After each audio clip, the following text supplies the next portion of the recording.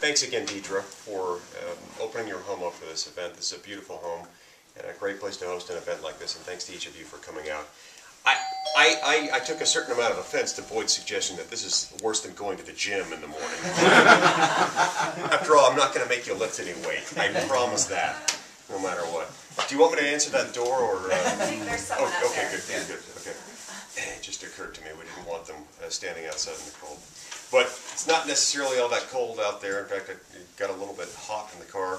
It made me happy because when you get to the time of year where it's physically possible to get anything but cold, it's always a good sign that it's morning, it's spring, and the sun's coming out, and we're happy about that. Reminds me of a story, along with that brochure, the picture of the Capitol there in Washington on our brochure. Reminds me of a story from a few years ago when I was working in Washington at the Supreme Court for Justice Alito. We discovered in our office, we had about 4 of us who were sharing an office not too much bigger than this room, and we discovered during the summertime that our office was always way too cold. It was freezing, and it was kind of strange to have to want to wear gloves and a coat inside the office. So we discovered that our office had a fireplace. We built a fire in the fireplace in the middle of the summer in Washington, D.C. It's not a pleasant place during the summer. It's hot and it's muggy, but our office was freezing. We adjusted the thermostat, didn't do a darn bit of good. We were still freezing. When it got to be wintertime, we were burning hot. We were sweating. And you can't do anything equivalent to building a fire to make it colder.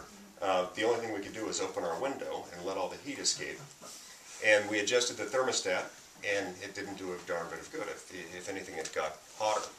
So we had several maintenance guys come and look at our system and figure out what the problem was. They finally got the building maintenance supervisor out. He examined our thermostat, he took it out, took it apart, and he said, "Gentlemen, I've discovered the problem. Your thermostat was installed backwards, so that during the summer, every time you turned your thermostat up, it was getting colder, and in the winter, every time you turned your thermostat down, it was only getting hotter. It had exactly the wrong reaction for what we needed, and produced the opposite result, making us even more uncomfortable." I couldn't help but think of that, and think about the fact that the Supreme Court is directly across the street from the Capitol building. And I thought, is there not a type in this thing? A lesson that we can learn about Washington, D.C. and the way it operates? Is there not a lesson we can sometimes learn about our lives ourselves? That sometimes in life we do things that have the exact opposite effect of what we want, even though we think we're doing exactly the right thing. I think it's especially true of what happens at the U.S. Capitol. At a time when we're forced to work 3 or 4 or 5 months out of every single year to pay our federal taxes. And I wasn't trying to box you out, I promise. And on top of that, we're being told that we're almost $14 trillion in debt.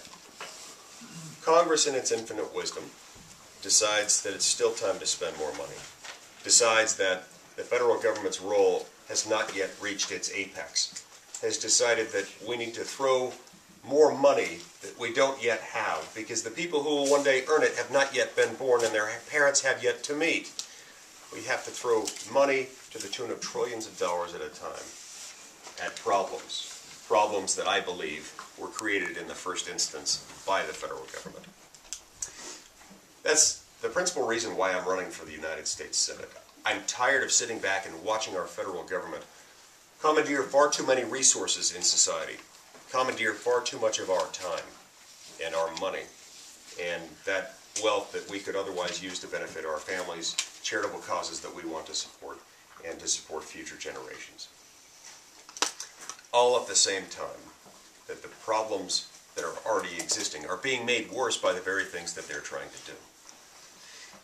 It reminds me of the fact that it was never supposed to be this way.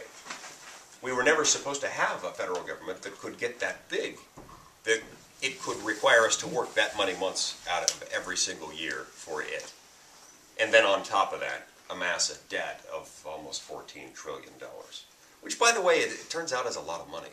Mm-hmm. It's almost hard to picture in your mind the number of zeros that come after the 1 and the 4 to make up $14 trillion. There are a few things that can help put that in perspective. One is that if you were to count to 14 trillion, it would take you at least 30,000 years. So I don't advise counting to a trillion.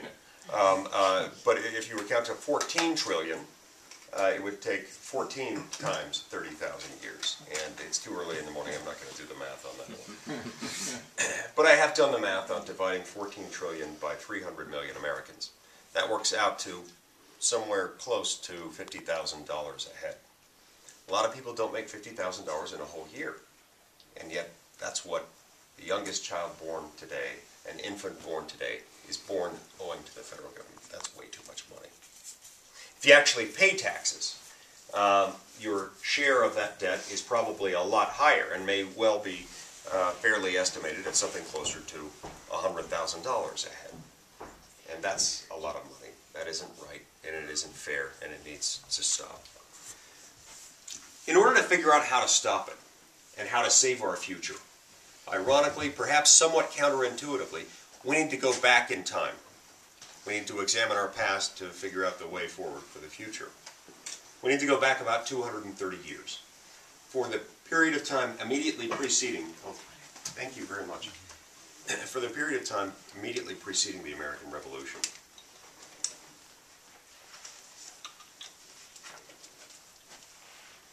There's no coaster, so I'm going to put this on the carpet instead. It's a beautiful wood cabinet, I don't want to mess it up. We discovered as Americans, as pre-revolutionary Americans, that we were subject to a national government. It wasn't based in Washington, D.C., because Washington, D.C. didn't yet exist. It was part of Maryland at the time. We were subject to a national government based in London. And in addition to the fact that they had a king, that national government taxed us too much, and it regulated us way too heavily and too intrusively. It was slow to respond to the needs of the people, in part because it was so physically distant from the people, and it was also unconcerned with their needs. And in addition to all this, it was slow to respect the laws passed by local legislative bodies. We didn't have local legislatures back then, just like we do now. There were colonial legislatures rather than state ones. But like state legislatures, they had primary jurisdiction over the local laws to which colonial Americans were subject. And over time, our national government grew less and less respectful of those laws, and very often would invalidate those laws wholesale. So, taxed too much, regulated too heavily, slow to respond, and didn't respect local authority. Does any of that sound a little familiar? Yeah, it should, because it is very familiar. So what they concluded was this. National governments, if they studied their circumstances then and circumstances in other civilizations that had previously existed, national governments, by their very nature, as they grow, as they become more wealthy, they become more powerful, and then the power and the wealth starts to feed on itself until this national government develops a voracious appetite for more wealth and more power. In other words, national governments inevitably, inexorably, invariably become tyrants. And this is true whether they are headed by kings or by elected presidents, or as it turns out, by an elected president who thinks he's a king. It's all the same. Tyranny. Tyranny is what results when government gets too big and too powerful and it takes too much money. That's called tyranny. Another way of defining tyranny is to examine what John Locke said about the purpose of government. He said that governments exist for the purpose of protecting life, liberty, and property. I tend to agree with him.